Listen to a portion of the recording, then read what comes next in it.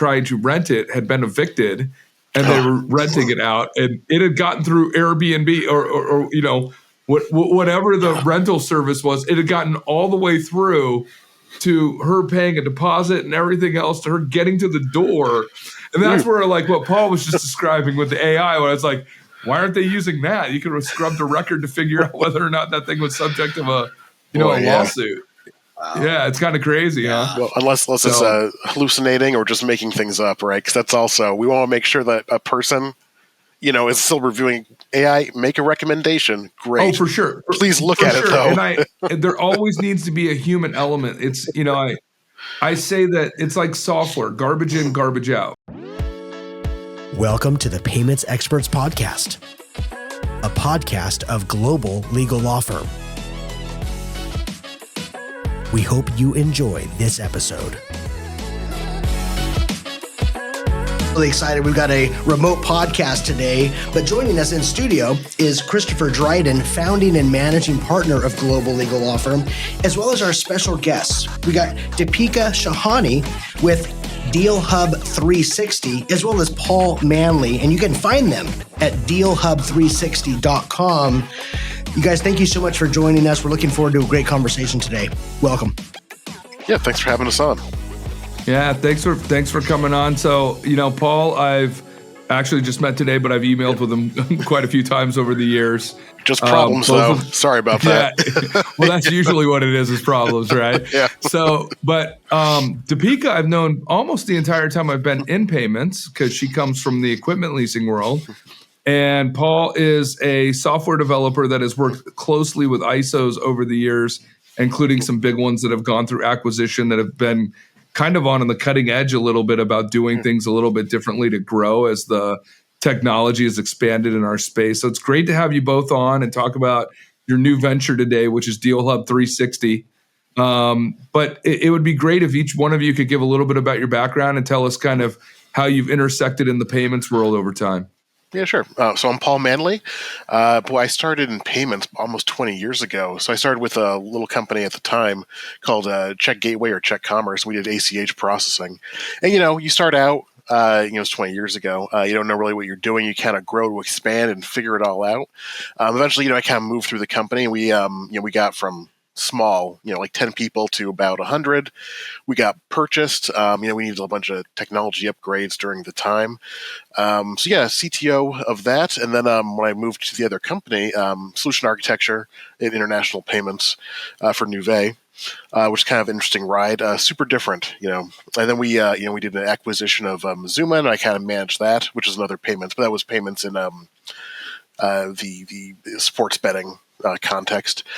So we've kind of done a whole bunch of payments, a lot of bank transfer stuff, a lot of solution architecture and technology. And now we're moving on to, DealHub 360. We wanted kind of another, a different track to take, something a little bit more focused on our customer. So that's kind of the overview, big summary. But Deepika, do you want to tell us about yourself? Yeah, my name is Deepika Shahani. I think I was born into payments. I've been doing it for many years, more than I can count. Right after college, I started for an equipment leasing company, and ever since I've been in equipment leasing all my life, all the way from like data entry of applications to credit reviews to risk and chargebacks and, all of that, right? And then my last job was at Time Payment, where I was the VP of sales, where they launched the payments vertical for merchant finance. And that was a really fun experience, trying to build a portfolio from scratch in my own business unit in this really big company. But that didn't last for too long. It lasted for about 2.5 years, and they just decided to drop out of payments.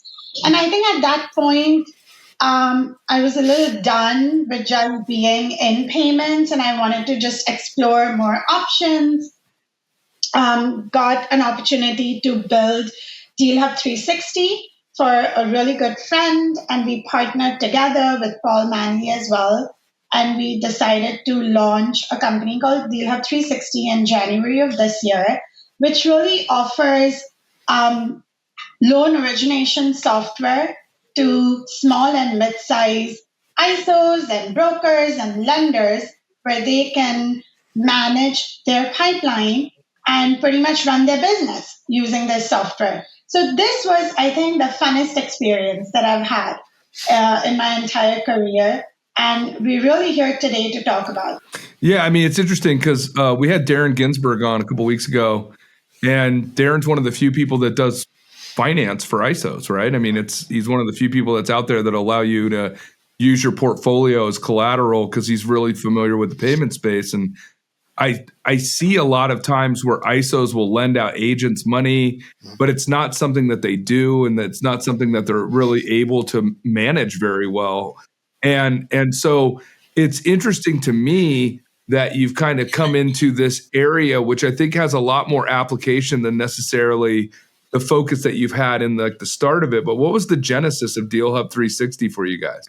Oh, yeah. Like, what was the need? What was the need you saw that you were out in the marketplace and you're like, oh, wow, like this is an untapped area that really needs something that's a little more sophisticated? So what we came across was a lot of these ISOs, vendors, equipment suppliers, brokers, banks, which are lenders, small private banks, were using Excel spreadsheets to manage their application, to manage the status of the application. And they were using their emails and all kinds of ridiculous servers to save all the different documents that they keep receiving, on their end, like tax returns, financial statements, bank statements. Everything gets lost somehow, somewhere, when you don't really have a unique system that can store all your applications, all your documentation, all your email and extra communication all in one place. And that really was missing. We have an Iris out there. We have Salesforce out there. But these are too large, too sophisticated, very expensive for the small and mid-sized ISOs and vendors and equipment suppliers to be able to use them. And they have months and months of wait of integration if you ever need to integrate with a bank or a back-end company or a credit bureau. So that's where we saw a real need for a software like DealHub 360 that is user-friendly, easy to use, can store all your documentation, can do business verification. And, we wanted to tap that need in the market that was really visible back then, which was about a year and a half ago when we started building this. Yeah, we also had a first client that really was a pilot for us that gave us all this great insider knowledge about how his business runs, about what his needs were. And we thank this Brad. We thank him a lot because he really took us from, I'm sure Topeka knows so much about the industry, but Brad's been doing it. He's been lending equipment for so long that it really helped us. He showed us exactly what he needed, right? And in him showing us what he needed, we kind of developed the product to suit his needs, but also think about, how can this help other people? So we really had a great focus with Brad, just showing us exactly, the direction that he needed to go, and we could take that and kind of run with it. Yeah, because that's the thing about Brad is he's very meticulous in his process, and he's very organized. But even at the same time, like, he's not the most technical guy in the world. I mean, and we're talking about Brad Oliver from Missouri Leasing, and Brad's been in equipment finance forever. And he does it really well. He's very fair in his offering, and he's very, and like I say, he's very diligent in his process and how he operates to make sure that, because leasing has generally had some abilities for people to cut corners, but his record keeping was always good, but it was done in the way that Topeka was describing earlier, which was, yeah, exactly, like super labor intensive. So it's awesome that you guys had this kind of this beta test case that you could use. Yes, and it really helped us team cut down application processing time by 50%. And I think that's a really big number in today's day and age where time is money, right? Like, you need your deals approved and funded same day. But if you're spending hours and hours on due diligence and just like all the manual documentation, well, that's where we come in and we help you cut that processing time by 50%. You scale your business. It allows these ISOs and vendors to go out in the market, scale their business, and do it all in one place under one umbrella. So, equipment financing was really big when I got into the industry, and then it tapered off quite a bit for a variety of reasons. I mean, a lot of it was just the change in equipment being used, and a lot of, as we move towards more POS and CRM systems, and a little more sophistication, I'm not even sure that people realized that those were items that could be financed, right? I mean, that was something that I don't even think people thought much about on a merchant level. And then as the adoption kind of took place in all types of businesses, I mean, even our own, it's the same. Like, we've got a CRM system that we use, and payments has been integrated, and the introduction of the ISV into our sales channel, and so all of those things. But how do you see finance working? Or at least maybe like a resurgence of it in our space. What we have noticed is that, it's not necessarily equipment leasing. It just could be a rental program that an ISO offers in-house. It could be, financing that the ISO offers in-house. But there is still a market for that. We are seeing more and more equipment suppliers, vendors, ISOs, not just in payments, but in all different industries, be able to offer, subscription programs and, loans and SBA loans, working capital, merchant cash advance, right? Like, it's really evolving. It's not just limited to equipment finance. And so our portal can do it all. You're able to create and adjust as many programs as you want for whatever term length that you want. So if an ISO comes in and wants to just, accept like a payment plan from a customer for 6 months, well, he can do that on our portal, and he can track it, and he can save all his documentation. So I think financing is still around in different names and different formats. And the good thing is that our portal can accept all different forms of financing. Yeah, I mean, that's what I was trying to say. I wasn't trying to pigeonhole necessarily into just financing, because I believe what you said. There's a form of financing, if you want to call it that, in all different names, right? I mean, talking about a rental program, it's really, to me, the same thing, right? I mean, it's the nomenclature doesn't really matter to me. It's offering something that has value out to a customer, whether it's your own agent, it's a merchant, whoever it is, and then being able to track and manage that. I mean, it's as simple as that. So, I that's what I find fascinating about your software is all the application, right? I mean, there is a ton of application for people that are doing things that they don't even realize that there's a tool out there that ultimately could assist you in preventing loss. I mean, and really, because it's all about risk. Like, I don't care what we're talking about. All of it's about risk. So, as you look at, because I do, like, the interesting part is I believe that there are less offerings for equipment and small business lending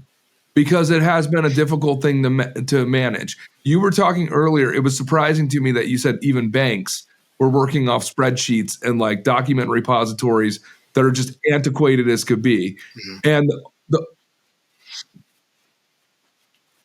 totally. And look, the only reason I know anything about technology is because I've been forced to do it for my job. And it's because the technology revolution in the payment space has been that. But, what do you see as you've been in the marketplace where there's opportunity for the future of small business lending? And because, right, I mean, I had somebody contact me today literally for a loan using portfolios collateral. I hit up 3 people that I know, and every single one of them were like, yeah, if they want to sell it, I'm all for it. But I'm not necessarily interested in lending off of it. And this guy will pay the cost of money, which is interesting to me. But they go out into the marketplace looking for this because most, like, the reason Super G is around and will continue to be around, or something like it, is because the small lenders, whoever it is, it doesn't matter what it is, a finance company, lender, to me, it doesn't matter the word that you use. What I see more than anything is nobody wants to play in the pool between $0 and $500,000.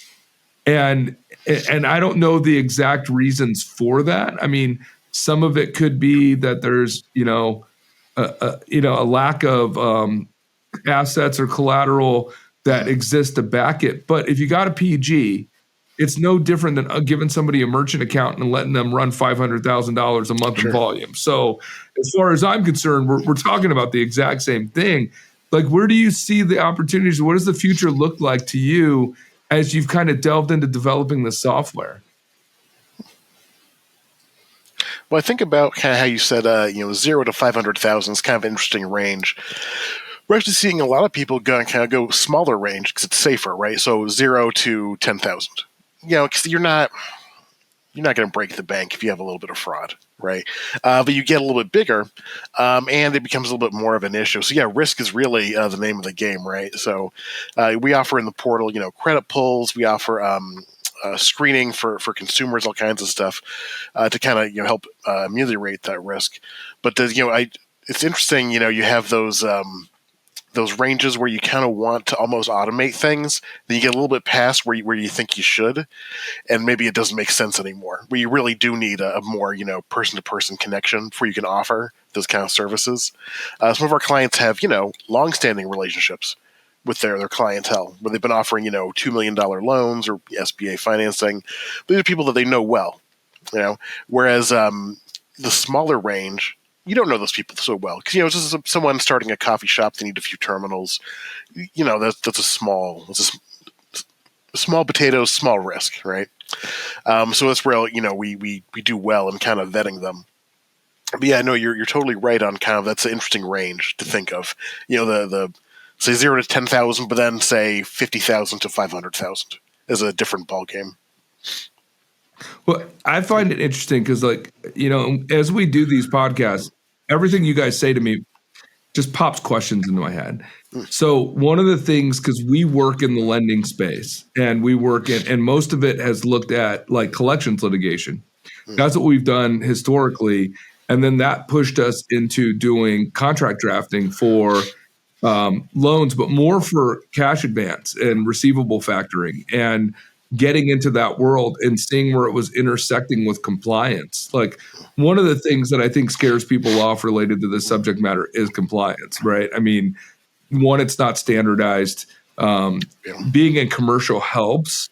In my personal opinion, because consumer scares the shit out of me.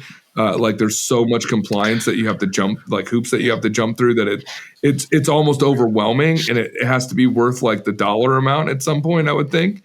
But what Paul was saying about automation and then like automating offers for, the actual consumer, whether it's the merchant even doing it, right, on like a small basis, and figuring out if there's a margin that's worthwhile in there to offer it to your regular customer. And I'm not talking about a coffee shop necessarily, maybe more B2B transactions or something along those lines. But it has always kind of scared me, like, to be in the consumer space. But even recently, because we're in California, Topeka and I are, and we're the most heavily regulated state in the union.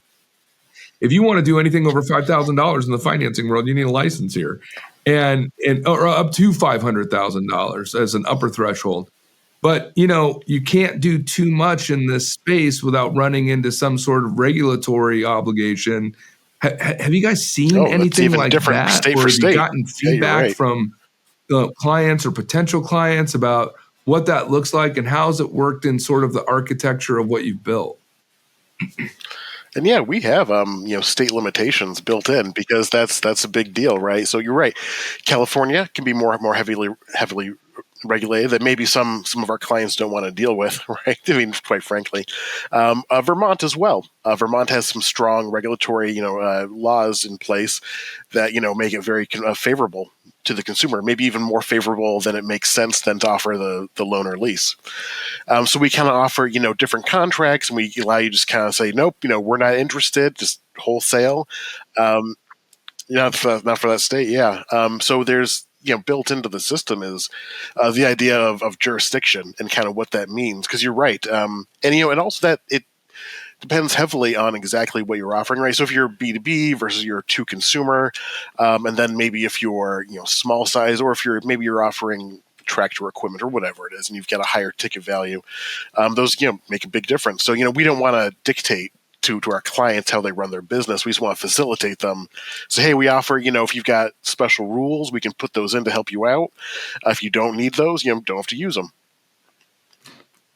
Yeah, for me, it's interesting because I generally have seen these issues from the problem side, as like Paul stated earlier. So, things that I never had run into where I'd seen complaint letters come across from people that are specialized in industries. Like, have you built stuff in where if you do the credit pool and you've got an FCRA compliance where, if they're rejected, you give them the notices and kind of, what's there? Because I kid you not, when it comes to consumer finance, it's overwhelming at times. Because you don't just have to worry about the federal, but also the state, and now with the federal being somewhat stripped away, now the states become more relevant, and none of them are uniform. It's craziness, right? I mean, that definitely makes them go all over the place. Yeah, exactly. So how? And you guys have addressed that through audit, through being able to allow the user of your platform to basically pick and play? Yes, that's right. So we allow the user of the platform to identify, give us a list of the different parameters that they need us to plug in and automate for them. For example, if you have a 3-day right to cancel deal in, I'm just going to say it Vermont, let's say. If Vermont has a 3-day right to cancel deal, right? And that is what needs to be submitted to the client for signing. Well, if you don't tell us, our software doesn't know that. As long as you're able to provide us the parameters up front so that we can customize this for you, and that's the beauty of DealHub 360, is that we can customize anything for you.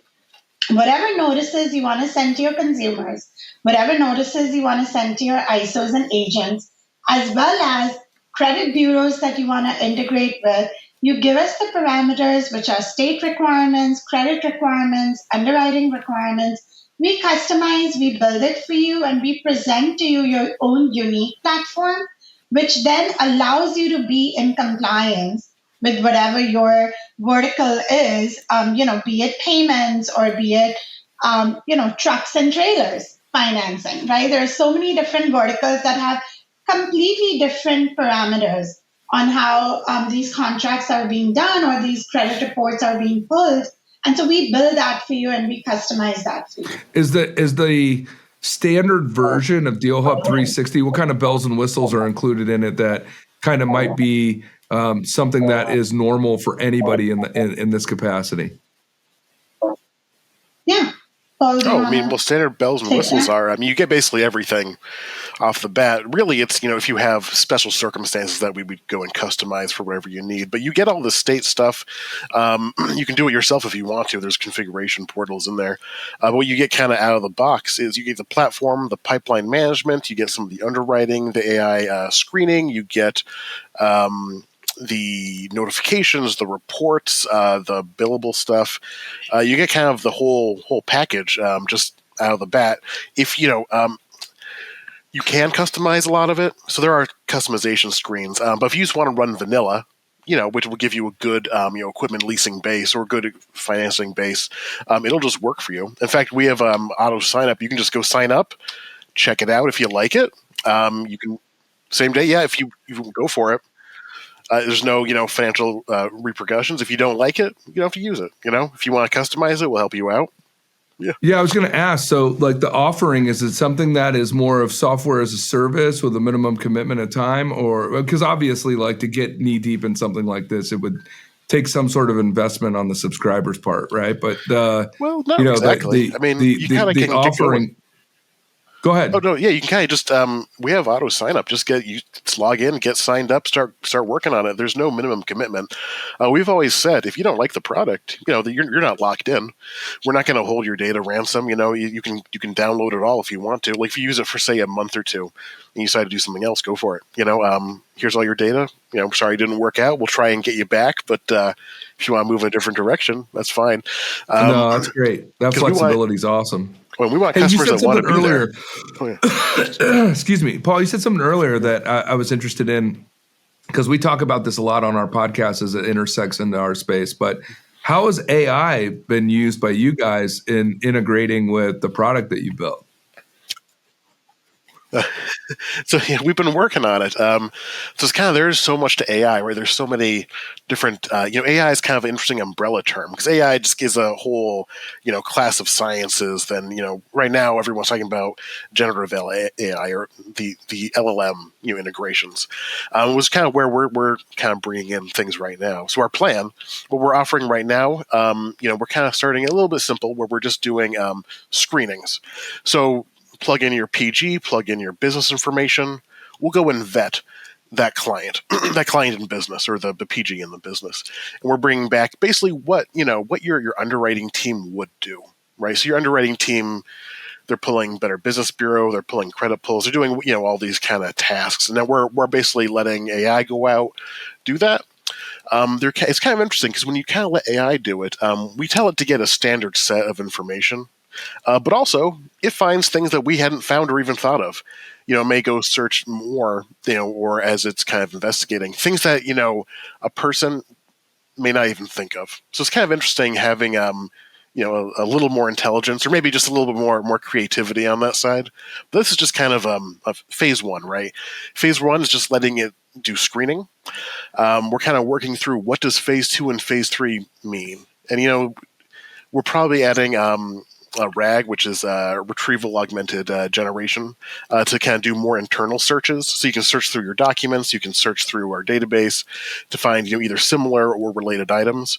And then ultimately, right, everyone's talking about what the future is, at least not even the future, but what's happening currently.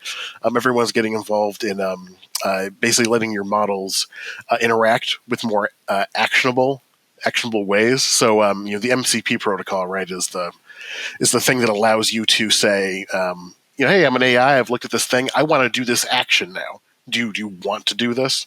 Whatever that might be. Do a better business search, or maybe actually or credit review. Yeah, just doing credit analysis, right, and taking your financial statements and tax returns and bank statements and giving you a summary and say, hey, I'm an AI agent and I recommend that you approve this deal for $500,000 because here are the matching parameters that allows this deal to be, at a risk score of 5 or 10, whatever the case may be, right? Or it can go outside of your portal and do all kinds of analysis if there are public records available and provide you feedback. So we're just trying to figure out what phase 2 and 3 will look like because there is so much AI opportunity out there. But it costs a lot of money. So how can we provide this, AI information for a reasonable amount that ISOs and vendors, brokers and vendors can afford? I know of companies that are charging $2,500 in membership fees, plus another couple of $100s just to run AI, an overall AI analysis on one application. Yeah, no. And that's a lot of money for, smaller guys. Well, right? Here's the funny part. It's needed, right? So I got a little story that's kind of off topic, but James told me that our director of first impressions that works out in the front of our office, she got an Airbnb over Thanksgiving for her family, and they go to check in, and she's working on the 4-digit code to get the key out. And she's on the phone with the alleged person that was giving it to her. And she's, he's like, we'll try this one. We'll try this one. She's like, look, it's a 4-digit code. This isn't that hard. What's the deal? And then all of a sudden a neighbor comes by. Turns out that the people that were trying to rent it had been evicted and they were renting it out. And it had gotten through Airbnb or whatever the rental service was, it had gotten all the way through to her paying a deposit and everything else, to her getting to the door. And that's where, like, what Paul was just describing with the AI, where it's like, why aren't they using that? You could have scrubbed a record to figure out whether or not that thing was subject of a lawsuit. Wow. Yeah, it's kind of crazy, huh? Well, unless it's hallucinating or just making things up, right? Because that's also, we want to make sure that a person, is still reviewing AI. Make a recommendation. Great. Oh, for sure. Please look at it, though. And there always needs to be a human element. It's, I say that it's like software, garbage in, garbage out, right? Mm-hmm. So, you could only do so much. There's still, like, I joke about AI, like with the kids in my house. I was like, look, AI is not fixing my plumbing. Yeah. All right. It's just not going to do it. Like, AI's not giving me a massage, right? Like, it's not happening. Wait for the robots. Coming in the next year, what do you see the best practices for your customer base as, this is kind of expanding? What do you, and also, where do you see the pain points that, that are being addressed that, this will help you overcome? Yeah. Well, I mean, I think just, guidelines is one, when you're using AI, always have a person in control of that. So that's kind of just one guideline, right? That's always going to be there. And then kind of addressing pain points, I think it just is a thing about our customer base. As they expand, right, as they're growing, I mean, the pain point is, paperwork compliance consistency, and then notifying. As you grow, right, it's harder to give that personal touch with each item that you're kind of processing, each of your sub-clients or your customers, that, we can help out with by offering notification services and kind of just making sure that a process is consistent. And, Brad's always been great about this. But I think you would kind of get to a limit where how much can you, effectively handle before you kind of have to ease back on quality. And I think this is where DealHub 360 comes in.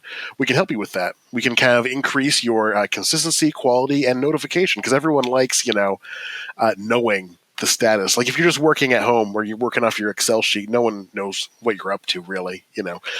In the portal, everyone gets notified. You get, information. Everyone can see kind of what's going on in the status. It's kind of just easy to self-service. So kind of the, where I see just people like communication. It's so nice just to know what's going on with your lease or your status, or if you need extra information or extra stipulations being achieved or satisfied. It's kind of where I see just solving pain points and kind of moving forward, helping people realize their business, making it better for them, because that's really where we want to help out with people, is just kind of take their business and let them grow bigger and consistently. Yeah, I mean, I would think from a customer service standpoint, when you put automation into a process where, you've got an agent, like I see an agent being the interface with the end user, and you're the back end, or there is a back end, and this software allows to ping the agent to do something. It's almost like a call to action, like your system's really assisting the process in general. Like, hey, this has been done, and here's the next step. Or, hey, we've done all this, but you're missing A, B, and C, and I need you to go do that. And it's, rather than having to pick up the phone or type an email, the system automates it and gives a report of, like, it was funny. There's an auto place next door, and they did an analysis on my stepdaughter's car, and I got an email, and it's, yay long with a report of like, needs immediate attention, probably in the future. This is all okay. And then the estimate came right behind it. So even for something like car repair, I saw something fairly sophisticated, and now it's pushed to us. And I'm sure there's an email automation that in 24 hours if there's been no response, right? Like, so, it's kind of nice to see. Have you guys had preliminary talks with any like larger ISOs that have a decent sized agent base or do enough volume, or are offering free equipment programs where this is a great management tool or even facilitates the process? Have you gone there yet? So we do have a lot of ISOs on our platform today. However, they're indirect. They're accessing our platform through their current lender, right? So for example, Azura Leasing is one of our clients, and Azura Leasing allows their ISOs to access our portal submit transactions to Azura through the portal, do e-sign, run credit, communicate with each other, as well as with their agents. So the agents of the ISOs also get their unique IDs to access the portal. We are trying to connect with those ISOs that do not have lenders, that do not have brokers, but are doing their own in-house financing and can use our portal to do that. We're still trying to access that market of ISOs, but we have hundreds of ISOs. I would say at least 400 ISOs or so, along with their agents, that currently access our portal through their lender login. You worry about any security concerns? Because it's funny. We had a guy on. You should go watch this podcast. His name's Peter Sagerstrom, and he does cybersecurity. And this dude's really smart. I mean, ever since I met him, I've used him on transactions to look through IP that's being purchased and do some sort of an analysis and opine as to is it what they say it is? And he's got a very diverse background, but he has a company called Traceless, and they do all of these, cybersecurity protocols within a system. And it was fascinating that just what he was sharing on the podcast about how things operate, because I'm not in that world, to see what happens and all of the security concerns that exist. Oh, sure. Things that I never would have thought of, right? And so when you've got all these users, even though they have unique IDs, you guys worry about security features associated with the information in there, or is it just locked down to the point where they can really only see and not manipulate anything? And is that something, or how about this? Tell me about the security features of DealHub 360. Yeah, sure. So the one, you're right, users only see what they're supposed to see. And what they're supposed to see is we have a hierarchy of users from the broker, lender, vendor, agent, right? That's your kind of hierarchy from the top down. Each one gets a smaller and smaller view, not just in terms of what they can, the leases they can access or the equipment they can see, but in terms of what fields they can see. So you kind of get, the broker can see everything, lender can see pretty much everything. Vendors see less, and then you just keep getting less and less until you get to the final, user. So we kind of do that just in terms of access control. You have types of users, you have identity in the system, and there's role access controls. Then on top of that, right? So we, I'm from payment space, and we kind of, this is always set up to be very PCI in mind. We're not, regulated as such. Thank goodness. Yeah. That's kind of that's a hoop. That's a hoop to get through. But in terms of scanning, security, hardening, segregation, and scoping all your data. So that's all in there because we'd always assumed at some point we're probably going to add payments in line. So we'll just start out from the beginning, making sure that we're secure enough to do that, right? So today, could we pass PCI? I think so. We're not. I don't have to do that, luckily, because I don't necessarily want to go through the audit, but we should be able to. So in terms of security, it's all we're talking we're HSM hardened, all your data is encrypted, although you can access your data, right? And we provide reporting when it's at rest, when it's on our servers, it's all encrypted and it's kind of locked out per user. So step one, when you log in, we're actually we're assigning you keys, so you can kind of access your data as you go, and we encrypt and decrypt on the fly as you move data through the system. So we're secured. We've got metrics. We've got our security policies, procedures. We're ready for bank audits. We'd always intended security to be in mind and to pass audits because we're eventually going to be accepting credit card and ACH data in there. So we want to make sure encrypted, lockdown, can only see what you want to, auditable, role access controlled. Yeah, I mean, it makes sense, right? If you're gonna have a software system, eventually the end user that's making the payments associated with the financing or whatever's happening, you're gonna want them to one-stop shop. I mean, it's like a logical progression. That's the plan. Yeah. Yes. Yeah. So the next phase, I think, in the next year or so, is to build a full-on CRM attached to DealHub 360. Because right now we're a front-end portal, right? A front-end loan origination system powered by AI. But the goal is to build a CRM attached to this as well as a backend system so that it's a one-stop shop, right? An ISO can also become a lender and is also able to ACH payments and collect finance, payment plans, whatever it is that they need to collect from their customers. Similarly, banks, brokers, lenders, whatever you want to call them, they all can use our platform for customer service and collections and ACHing, all of that good stuff. So that's our, phase 2, 3, 4, whatever you want to call it at this point. That's what we're working. Yeah, I mean, it actually shrinks the economy of scale a little bit to me and gives people opportunity where they don't have to be like a link in the chain. They can actually be a origination point to a large degree. I mean, there's a lot of opportunity. I mean, I've watched ISOs over the years try to do things outside of payments, and for a variety of reasons. But one is that they're sales guys. They generally speaking, like, they're great at the sale. Ops is not always their strong point. So to have a robust tool that allows to manage these things, it just makes a ton of sense because I watch. I mean, I've got a couple guys that are to me sophisticated agents, kind of like wrecking balls that are out there just doing it on their own.